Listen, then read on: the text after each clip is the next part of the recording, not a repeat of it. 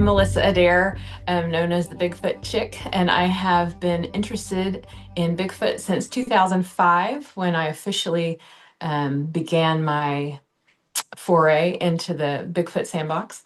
I I grew up with a father who was very interested in Bigfoot, and he had all kinds of books and would watch programs on TV about Bigfoot, and I would watch them with him. So it's sort of a shared interest.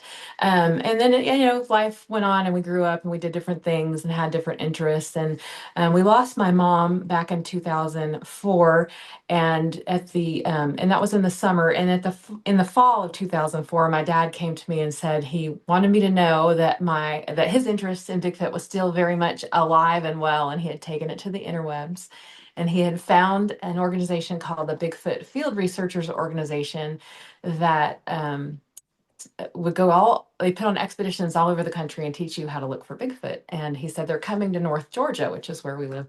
And I said, no way, you should totally do that. So we did, and we had the best time. I met Matt Moneymaker, and learned a lot from him, and ended up getting really involved with that organization for a time and became a researcher for that organization for a time. And we just had so much fun and learned a lot. So that's sort of that's the short story of how I got involved in Bigfoot. Well, as you went out and researched these, what was it that they were able to teach you that made your research more effective, I suppose? Well, one of the things that was told to me early on is that because I'm a woman, I would have maybe a greater opportunity to have a sighting, simply because as a general rule, women are less threatening in stature and don't generally, as a group, don't generally go out into the woods with guns and such like that. These were things that were told to me that, seemed reasonable, as a reason why women might be a little more approachable. So, it made me hopeful that I might, if I was doing the right things and in the right place, and just, it's like fishing. If I just happen to hit the right spot, I would, finally get my sighting. So those were some of the things that were told to me early on. Did you find that to be true? Did you find that in your research projects, when you went out, that you or other women had a better chance? It's I would say in my research is 50, it's 50-50. I haven't seen that, that we have a huge chance, but I will say that of the women that I've met that have had sightings, they there are more of those stories, more, I'm saying, than there are of men. The way they were approached, they had a little, like, a longer interaction and a more, um, I don't know, maybe more dramatic experience, perhaps. That would be the difference that I've seen so far. But I know if you look at the different accounts of Bigfoot sightings, there are a number of Bigfoot sightings where women and children were involved, and simply they were just observing them. And so it was, again, they were observing them in activities where they weren't threatening, and so they could get close and take a look. So, I mean, it stands to reason that that still might be true, but just in my personal experience, it seems to be more 50-50. So do you go out both with men and women when you go do field research?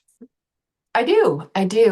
Generally speaking, because this is a more male-dominated hobby or interest group, there are usually more men than women. But yes, I there's always a couple of us girls out there, and sometimes we're used as bait to try to see if we can get them to come in closer. Does that work? Sometimes it does. Sometimes it feels like, if something is going to happen, it generally happens when women are a little closer, or I'm sorry, a little closer to the action, a little further away from the men. It seems like sometimes that does work. Um, it hasn't. I don't get to go out as often as I want to test that theory, so I don't know for sure. But it seems like the few times that recently that I've gone out where it's just women is separated from the men, it seems like we did have a little more to report. Hi, I'm Linda Eastburn of Linda Eastburn YouTube channel, and I have a new book out called Threshold to Encounters. It's about 40 years of research and experience with all of these wild cryptids that many of you I know have encountered yourself. You can find it on Amazon.com. Yeah. Well, that's Mhm. interesting because, I've done over 400 Bigfoot interviews, and I don't think I have ever had this particular subject come up specifically or as a comparison anyway. I know that, some people say that, women and children, of course, are less intimidating out in the woods or wherever. So they do tend to have, I guess, more of an interaction at times. So if we look at just the things that you have actually experienced, what can you share with us? Well, I have not seen a Bigfoot creature yet, and I've been doing this for 20 years. So, but I've had things happen that I cannot explain um, that I feel like were Bigfoot interactions. One of the stories, one of the things that happened to me, where it was, can be kind of verified by other people really easily. It happened in North Carolina, and I was with my father, and we were walking. We were in a campground with a bunch of other people. We were having an expedition, and across the road from where this campground was an old cemetery, a pre-Civil War cemetery, and there had been a number of Bigfoot sightings in that particular area. And so I led a group of people over there. I was the only female in the group that went over there, and there were about six of us total.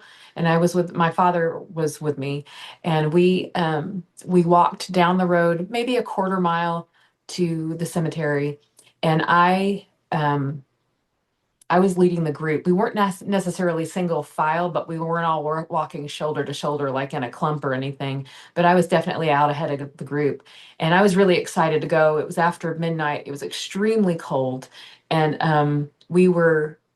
I was excited to lead this group over there. So I led this group over there, and it was as if I walked into a wall of fear. All of a sudden, I got really terrified, and my heart started beating really fast. I just felt really scared, but I kept pushing through it. It was like a switch had been flipped. I was fine moments before, and then all of a sudden I wasn't. And so I just kept talking myself down. You're fine. You're fine. You're freaking yourself out. You're okay. And so I just kept walking. And when we got up into the cemetery, you had to kind of step up into the cemetery. And sorry, my dog's trying to get my mouth. We had we had to step up into it. And so we kind of branched out around the cemetery. There were three guys that had night vision. I wasn't carrying any sort of equipment like that, and neither was my dad. But we sat in the cemetery for a while. Made some calls. We didn't really hear anything. Nothing was happening. And my dad was getting really cold. And so I told the guys, I'm going to take my dad back over to to the campfire, get him warmed up. So I stepped down into the gravel road and started walking back. And I thought my dad was right behind me. And I turned, to look behind me.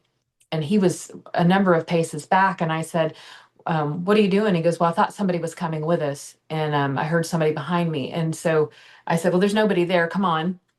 And so we walked all the way down, crossed the road, and went back to the campsite.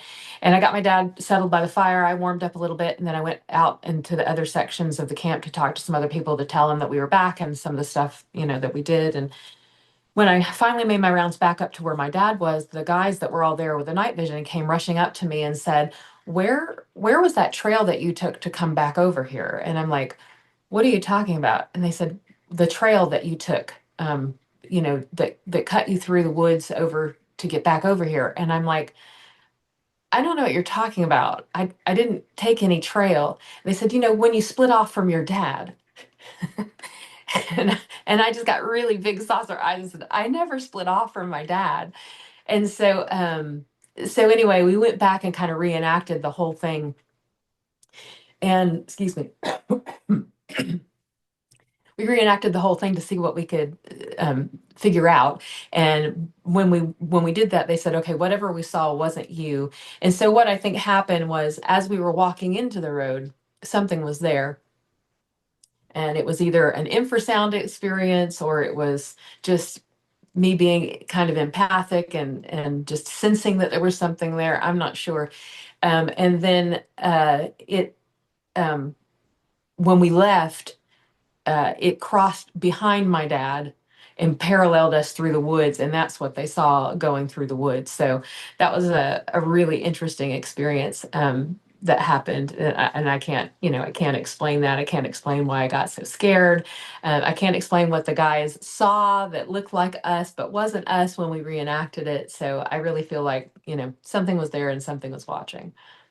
Yeah, and um, do you think, of course, that that's what your father was sensing when he heard someone behind him? Yes, I feel like whatever it was crossing behind him, and he sensed that something was there, but we couldn't see it. Right, exactly. Did you ever hear anything back there, or just your dad?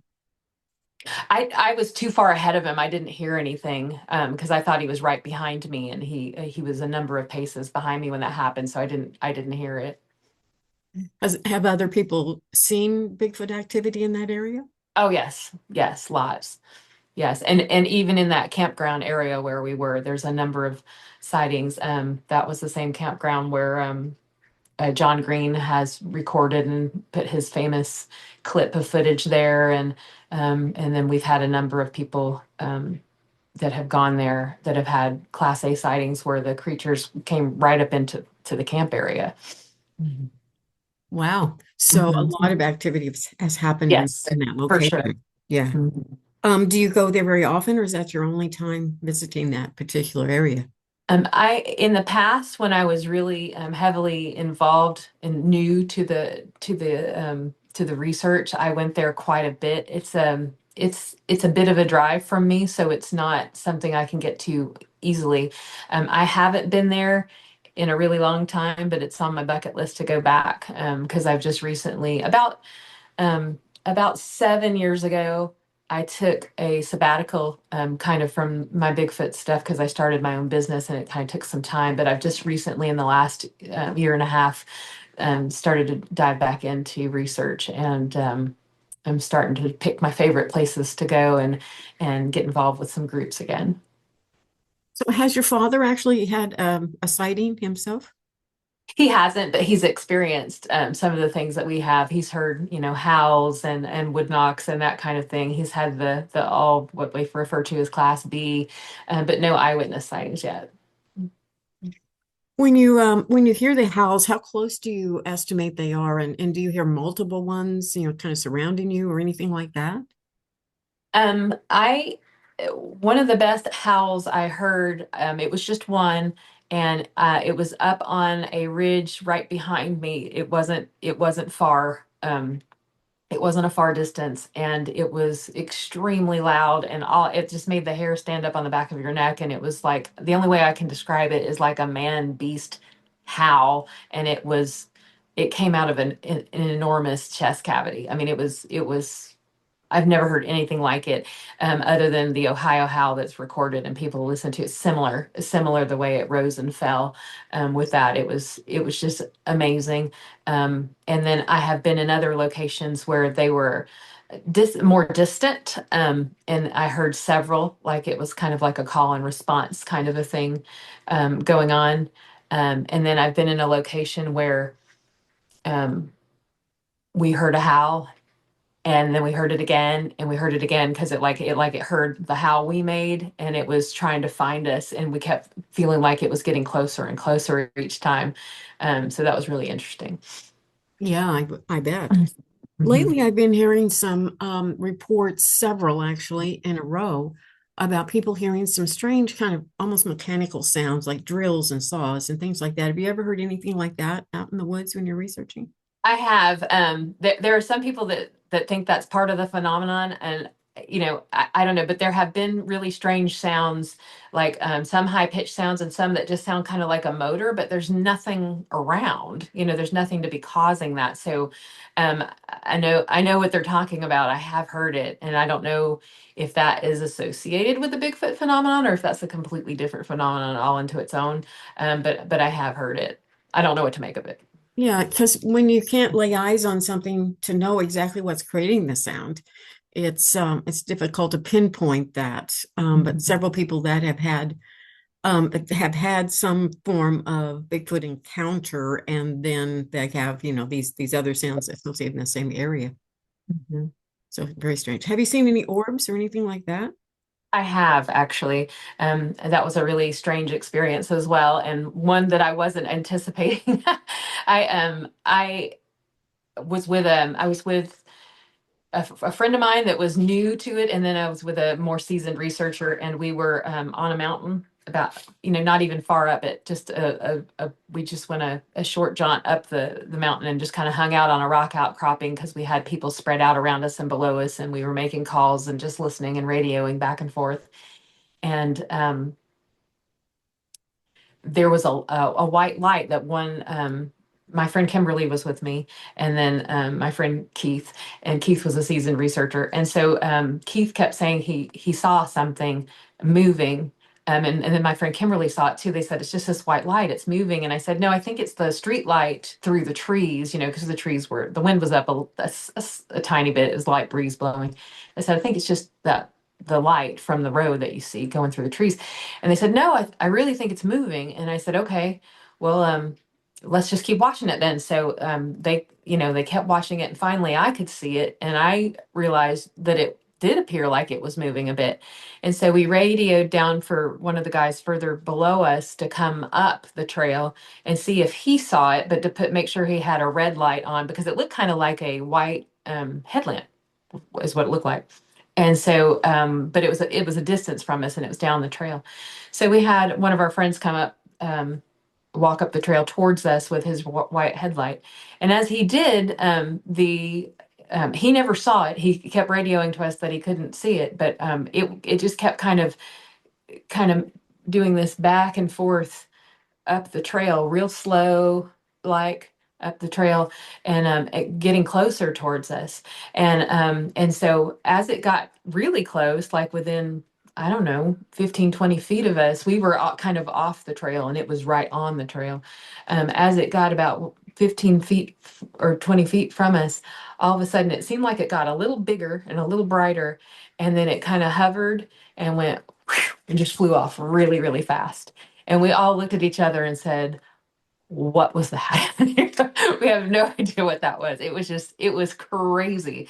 And so, and we were the only three that saw it. No one else saw it. So, but yeah, that was an interesting experience. I've heard of some cases where there would be a group of Bigfoot, and there would be this swooshing white light, come around, but not real close. And then Mhm. Bigfoot would rush to it. But Huh. I haven't heard of the light just moving to the side that quickly, like in your Yeah, case. that was what was so strange, is like if it had just been, just like an orb hovering, or you just chalk it up. Is it like the mountain lights that they talk about, or the swamp gas, or what is it? And so when it took off like that, it seemed like it had some sentience to it. It was bizarre. So I don't know how to describe that, but yeah, I saw it, and two other people were with me. Well, there are strange things that happen out there. And like you said, there's no way to know specifically that that has anything at all to do with Bigfoot. For But sure. nonetheless, they're happening in the same location. So Mhm. you just have to leave it at that until maybe more evidence comes through. So, what do you think Bigfoot actually is? Um, I think it's a primate somewhere between ape and human, that's extremely intelligent. Um, I don't I think until I can really see one, and watch it move, or see its eyes, or just have a moment with one. I don't think I can really speculate any further than that. Just, I mean, based on my research, and then, what I've heard other people say, and I've heard all different kind of accounts, from it being some sort of an animal to being multidimensional, whatever. And I'm very open to whatever it is, because all I know is I don't know for sure what it is. But it does seem to be able to be a physical being at some point, enough to leave a footprint, that we, obviously can find and track. But it's, they obviously seem to be extremely intelligent, and I think they're masters at camouflage and hiding, plain sight. They might even be able to manipulate the visual field. I don't know, but they have a high amount of intelligence. That's for sure. Yeah, I've heard of lots of cases where someone may be close by a Bigfoot, but they're seeing a big blob. They think it's like a tree trunk or something like that, not necessarily a Bigfoot or a living creature because they can stay so still for so long and they're just dark and black, and it's hard to identify them without the movement. Right. Well, in one of the areas that I've recently been back to researching again here in North Georgia, there is a man that one of my friends interviewed, and he believes the creatures are real because he's seen them, and he said that, and he showed my friend his area where he'd had an encounter, and there was a giant stump in his yard, and he's like, where did that stump come from? And then he saw the stump stand up and walk off. So that kind of thing. So I know that stuff happens, and I've heard multiple accounts of that kind of thing happening. So that's what I think, they're just masters of camouflage. I think they do a really good job with that. Yeah, I Yeah. agree with you. I've also heard of cases where they were caught on camera actually moving so slowly. Like there was a juvenile you could see the top of the head of the juvenile, but it moved so slowly down behind a group of trees or some brush or something. But it was so slow. And we would never have picked up on movement there if it not for Mhm. the camera and looking over all those images in great detail. They would never have found that. They would never have seen that. So I Mhm. think they use different techniques to both hide and camouflage as well. Have you heard of the Sierra sounds? I have. I Yeah. have. And what do you think of those? Um, I I think they're probably legit, and we've actually used some of the Sierra sounds in call blasting and gotten some really interesting responses. One of the what I believe was infrasound experiences that I had, my husband and I had. We were call blasting in an area very near where I've been recently researching again, and he had mixed some of the hoop knock sequences in that Sierra sounds with some other animal sounds and was call blasting. And we I heard movement kind of come to my 12 o'clock from where we were stationed. And then later, I heard it move off to my left. And I had the door open and I was sitting on the passenger seat. My husband was standing out with his equipment. And I kind of looked down, and all of a sudden, it felt like somebody walked up to the car and stuck their head right there between where the V is, where the door opens and the windshield is. And I sat up real quick and looked in that direction, and there was nothing there, and it freaked me out really bad. I'm like, that is so strange. And so then right after that happened, I started to feel real tingly all over, and I was worried that maybe I was going to, pass out or something at some point, because I was like, it was getting pretty intense. And so I said, I better say something to my husband, and I started telling him that I feel weird, and he's like, I do too. And I said, is this, or do you think this is like an infrasound thing? And he goes, I don't know. And I said, well, do you think we should leave? And he like waited for a second, and we're like, and he's like, yeah, I think we should leave. So we left really quickly.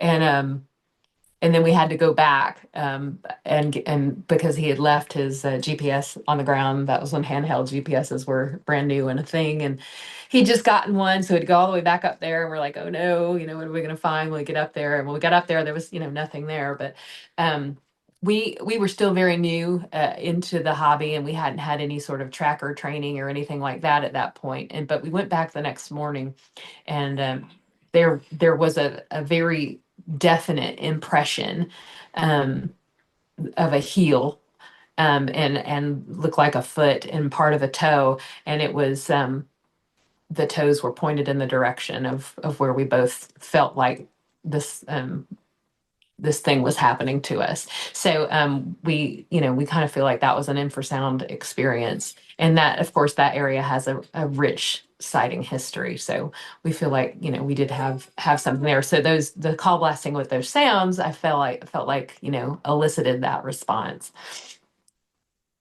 Yeah, I would imagine that would. I don't think I've ever heard of that before, using that call blasting. I maybe just not that terminology, but I would imagine that could arouse some curiosity on the part of Bigfoot as to who is there or what is there or what's going on. Right, for sure. We've used call blasting a little bit here and there, and it seems like if they're around, it will elicit some sort of a response. So it can be a useful tool. Have you ever heard the chatter or more of a distinct language from them other than just the howls and wood knocks and such? Only recorded by others. I haven't heard it myself, but I've been with other researchers who have recorded it, and it's really interesting. It definitely sounds like a language, and uh, it definitely sounds like there's a sense of community. So it's really interesting. Yeah. Yeah, it the Sierra Sounds was very impressive when I heard it. I thought it was kind of a phenomenal thing. Hmm. For So sure. have you seen any other lights or craft or anything like that while you're out Bigfoot hunting? I've seen um I've seen, bizarre lights like that looks just like a dim light, like a flashlight that comes on and it's very round. Um and it's not super bright, but it comes on almost like an eye that opened and was just, looking at us and then, just went off at some point. I've seen that happen in several places because I've been all over the country doing this, and I've seen that in several different places. And it's a little unnerving because, again, you can't really make heads or tails of it. You can't really see what it is through night vision or thermal. So you can't really get a definite read on it. I don't know if it's just a phenomenon that happens in the forest at night in some places or not, but it's just there are definitely some weird lights out there. Exactly. So you said you've been all over the country looking for Bigfoot. So tell me some interesting places that you visited to do this research. Most of my research has been I've been out west to the Pacific Northwest, but more just for Bigfoot conferences and not to do any real uh, field research. Most of my real field research is gone from Missouri, Texas, Arkansas, Mississippi, Alabama, and then up the East Coast, as far as, like Virginia, West Virginia, um, and then Tennessee, of course. So all of these different places I've been researching. Oklahoma, I think I didn't say Oklahoma. Oklahoma, I've been there, and there's been a lot of this the hows, it's kind of the same. It's like if you're going to have an experience, the hows kind of tend to be the same no matter where you are. And then the stories, the eyewitness sightings, the people that you interview tend to be kind of the same. The thing that I did notice that was interesting is, of course, in the Pacific Northwest, when you read about those sightings or interview people that have seen them there, the creatures tend to be a bit larger and darker in color than they are down here. Um, and that's really the only difference that I've seen. One of the things that I have encountered on meeting different researchers from different places is meeting artists that can do renderings when they talk to eyewitnesses to kind of see to see what the creature looked like.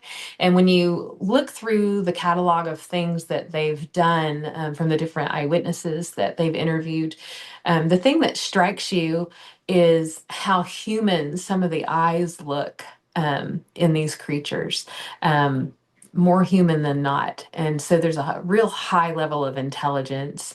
And so that's been exciting to see that through, basically in different parts of the country and interviewing people.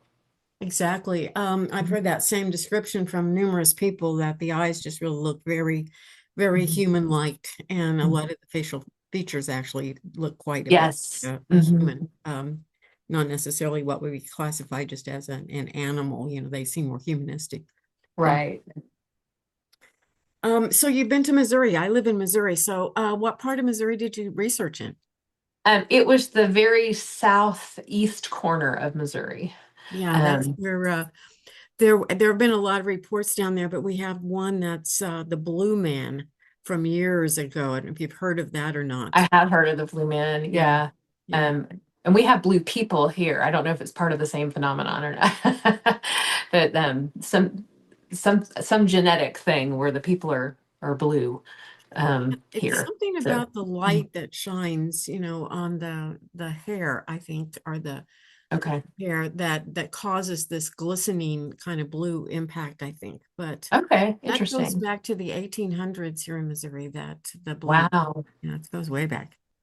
But there have been a lot of reports down in the southeast part of Missouri. I did some research into some of the sightings that were down there, and I think one of the very first stories that I was told about was a man who had his first encounter with Bigfoot while mushroom hunting down in the southeast part of Missouri. Oh wow, interesting. Okay. And continue to go back to the spot, and they continue to kind of tolerate him anywhere, befriend him slightly, but where he could just go and watch them, observe a little bit. And eventually he found a place where they often went, and went through dumpsters, school dumpsters, after school closed.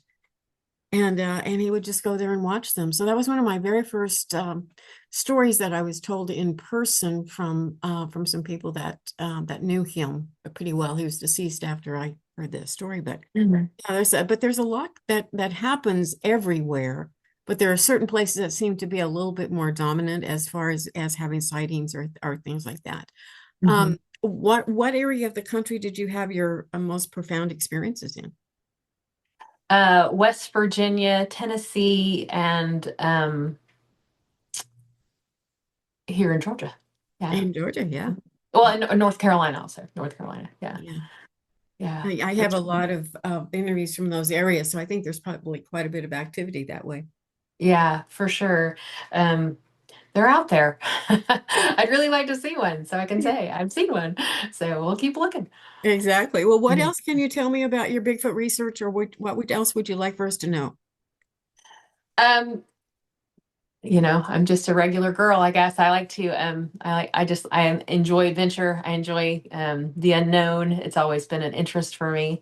So I love any opportunity I can get to um, be out in the woods, and I love meeting other researchers. And because I am starting to get back into it, I'm really open to going out with groups, and getting to know new people, and I'll even go to different parts of the country if I can swing it. It's totally fine because I love I just love seeing the terrain changes and seeing what I can learn about the sighting reports there, and see how they if there's any variance between one area and another. Just try to learn as much as I can, so that hopefully I'll be successful and finally get to see one. Absolutely, and I hope you do. I think there are a lot of people out there looking these days. It seems to be a very popular activity for many people, a hobby for some, and for some, they take it really seriously. So, I hope you get to see one, and I hope your activity continues to improve, and all in wonderful, positive ways. Great, thank you so much. Okay, well, thanks for being with me today. I'll let you know when this comes out. All right, thanks. Thank you.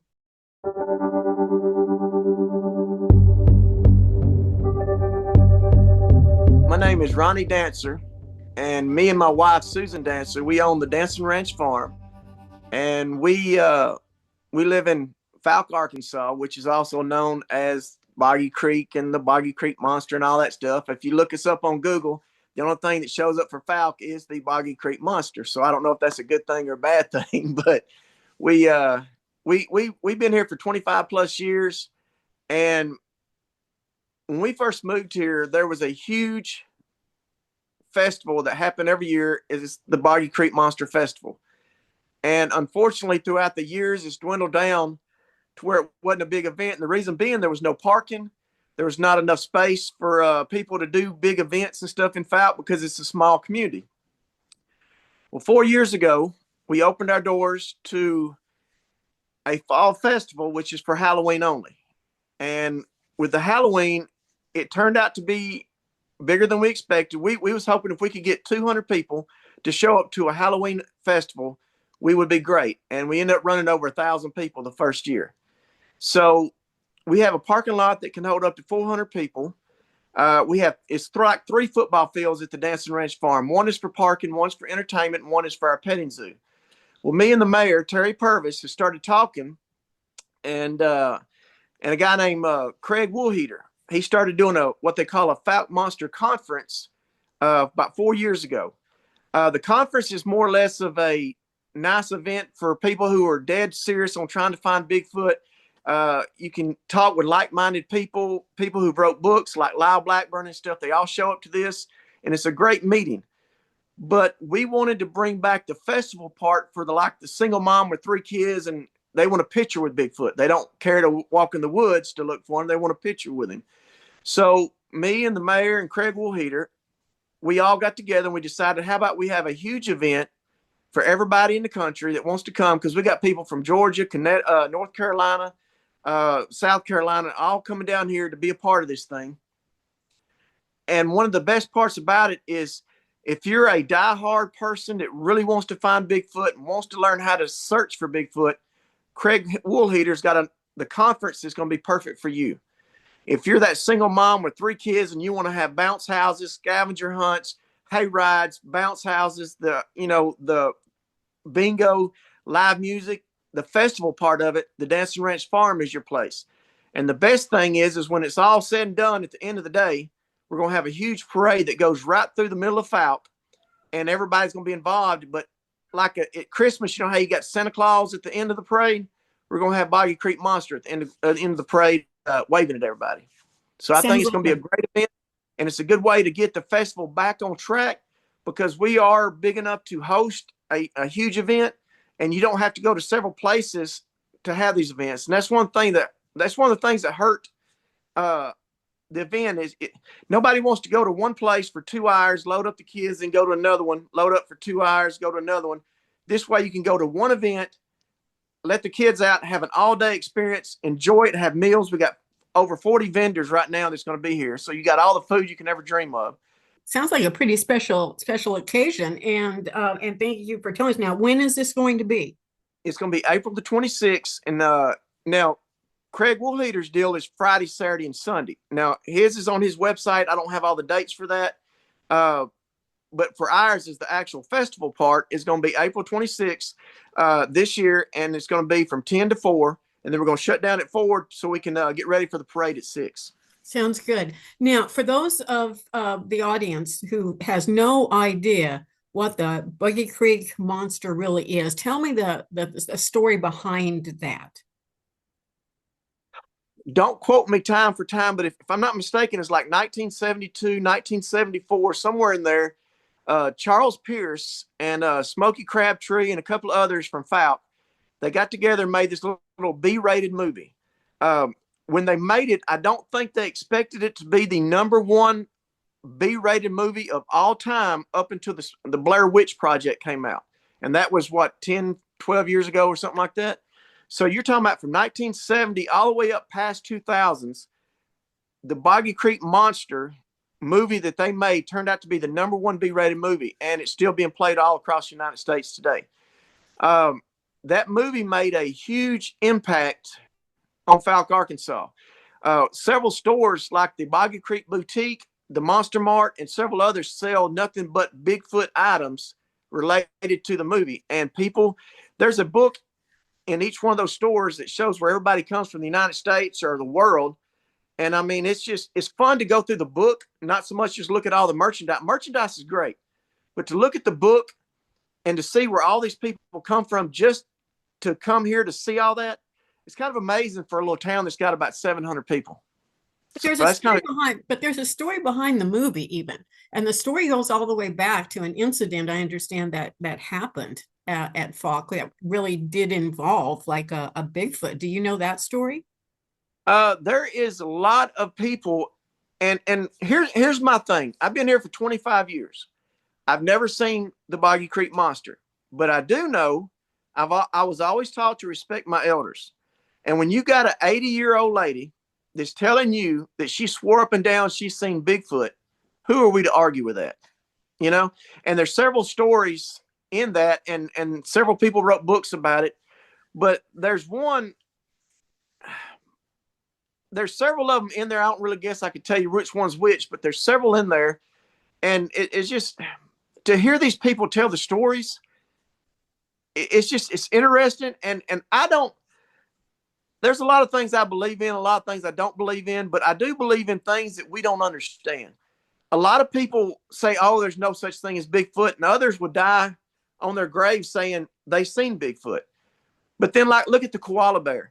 I mean, it wasn't until like 19, I think 69, 70 that they even approved that that was real. So who's to say in another 10 years from now that we're not going to be more adapted to see things that people say ain't happening is happening? Does that make sense? It does, but the story that I've heard, and I've interviewed several people from that area that are hardcore Bigfoot researchers, but I was thinking that there was a story in that area where a family was living kind of on the outskirts of town, and there were these Bigfoot or something anyway that came to their up to the house actually, and kind of ran them out of the house to the point where they had to move because it was so scary and debilitating to them.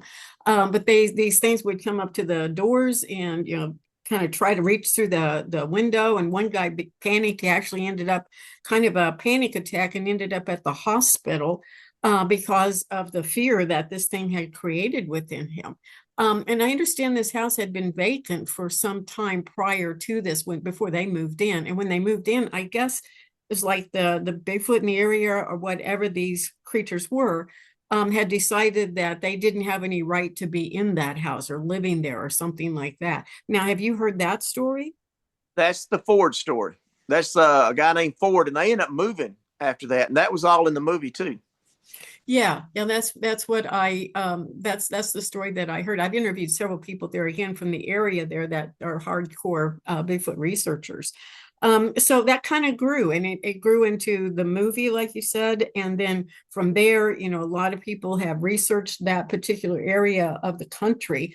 And I understand there's kind of a weird swampy like area that kind of goes down, and there's this corridor between Oklahoma and Arkansas and all the way down into Louisiana that seems to have a lot of people that seem to have had some form of strange experiences. There, and that's one of the things we wanted to do too. A lot of people, this year is going to be just for Saturday only. Next year, we talked about doing a Friday and Saturday only, and then Friday night have like the campfire and have everybody that can come in that wants to tell their stories. And a lot of people have asked me and requested that. It's just now it's kind of late to kind of rechange the calendars. But next year, we are planning on having a campfire Friday night. And then that way we can have everyone can share their stories. And I think that'd be very interesting for everyone. I think it would be. It's one of those things, and I know Bigfoot is somewhat elusive in nature, in that there isn't a definitive declaration of its existence. It's truly a cryptid because we don't know for sure, everything about it. But I know that there are many people that seem to have had some really interesting encounters and such. Now, you're more just on the festival end of these things. Now, you're not a hardcore researcher. You don't go out in the woods, nothing like that. No, ma'am. No, ma'am. But what's kind of funny about this whole situation, I'm from Spring Hill, Louisiana, which is about an hour's drive from Falk, Arkansas. And I remember as an 8, 9-year-old kid watching the movie and telling my mom and dad, I want to go to Falk to meet Bigfoot. I want to go to Falk. And it kind of interested me. I remember way back when I was a little kid, and I never dreamed in a million years I would own 40 acres in the middle of Falk and host a Boggy Creek Monster Festival. That's just, it's kind of a childhood dream, if you could say. Yeah, and I think a lot of kids kind of become fascinated through but the films, the books, things that through time, how this has evolved. And of course, now more than ever, we have so much out there, not only on the internet but on TV that kind of promotes the idea of Bigfoot existing in our world. But I've done over 400 interviews at this time on Bigfoot, and I can say that there are a large number of people that seem to have encountered something, and it's a very large, very robust character that is out there. Seems to be in the woods. that fits the description anyway, of Bigfoot. Now, what they're actually encountering, I don't know, but they certainly do believe that they're encountering something that they would consider to be a Bigfoot. One of my biggest things that got my curiosity up with Bigfoot or Boggy Creek Monster, Yeti, whatever you want to call it. You got to remember, nowadays you can Google whatever you want to and see whatever you want to, and everything pops up. But these stories was like in the 1940s and 30s and beyond that. Back in the 1800s, even the Indians used to talk about these things. Now, everyone knew what a bear was, but if you're just some person in 1945, there is no Google, there's no internet, there's no TV really to tell you what these are. The most weirdest thing to me is, how did all of them come up with the same picture of what this thing looks like if they're not out there? I mean, have you ever thought about that? Yeah, and also with all of the eyewitnesses, that that there's such a distinct amount of description, coloring, behavior, Right? the even the physical movement, the disposition often is very similar even. And it and history, like you said, the Native American history, where it's been recorded. Even Daniel Boone recorded an incident with a Bigfoot. I mean, these have probably existed forever. They're just very much out of the normal path where we don't run into them every day. And if you notice, like the abominable snowman or Yeti or whatever you want to call it, you know how they're white, they're up and around the snow. To me, how do you know this creature does not adapt to wherever its terrain is? Probably so. I Yes. mean, look at bears. You got polar bears, you got grizzly bears, you got different types of. Even though they're both bears, they're totally different animals. So who's to say that all these aren't some kind of a connection there? It always got my curiosity is how these people can come up with the same description, and there was no internet, so it ain't like you can get on social media and put it and then someone copies you. You're talking about someone way back in the day. Why would they even describe something if they didn't really get scared of something? If that makes sense. Exactly. Yeah, I think that people are definitely encountering some things. And of course, the Native American stories are just rich with interaction with trade, even a type of communication that they had with one another. And I've heard of some people running into a Bigfoot, and there would be certain syllables, certain words that were actually Native American words, like as if they may have had a language at one time where they could speak to one another. Well, one of the biggest questions, and I hear all these people that are non-believers, they come up, well, if they're real, where's the bones? When they die, why ain't they got bones out there? Well, I've been hunting I'm 55 years old. I've been out in the woods ever since I was big enough to carry a gun, and my daddy lets me go out in the woods with one. I've never came across a deer bones. You see what I'm saying? Yeah, Uh, exactly. Mm-hmm. Animals, God made animals do a specific job, and animals do their job. If a deer dies in the woods, okay, first thing, the ants are going to hit it. And then you're going to have all the vultures, the crows, and the other scavengers. And by the time everything's said and done, they pretty much eliminated the body. Now, like I said, I've been hunting for years. I've never seen a dead deer laying in the woods. I've never seen that. So, I mean, that kind of eliminates the deal. Why ain't their bones? Who's to say that the animals don't eliminate those too? So that's just my opinion. Exactly. I think they say 2 weeks is as long a period of time as there will be any kind of remnant of a dead animal in the woods, because it will be consumed. Even the bones will be consumed, and so that doesn't really offer much in the way of proof. That Right. it's not a Bigfoot. It's really kind of an elusive sort of idea about what we are dealing with here. But there are so many footprints, so many sounds that people have recorded, that structures out there that might possibly be by Bigfoot. And then, of course, we have the numerous sightings now, which, yes, people can lie about those things, but there's a lot of them that I just don't think that they're just making it all up. I think they've really had some kind of a profound experience. Well, all I know is, like I said, we've been here about 25, 26 years. And some of these people that's in their 80s and 90s, and you start seeing their eyes tear up when they tell the story. I just, It's kind of hard not to believe some of these things, you know? Well, that would put it back there about the time of some of these experiences that they were having with this what they call the Falk monster Right. in that area, and and a lot of people that were in the city at that time, I guess, that, close by where this incident that happened with the Ford incident. I know that they were like really nervous about Right. this thing, coming up to their houses and maybe invading their property. Well, like I said, there's every time you think you've heard all the stories, you hear 10 more. And that's why I think next year I've had a lot of people ask me, and like I think it'd be fun for the next year Friday night, just have a big bonfire and just have everybody sit around.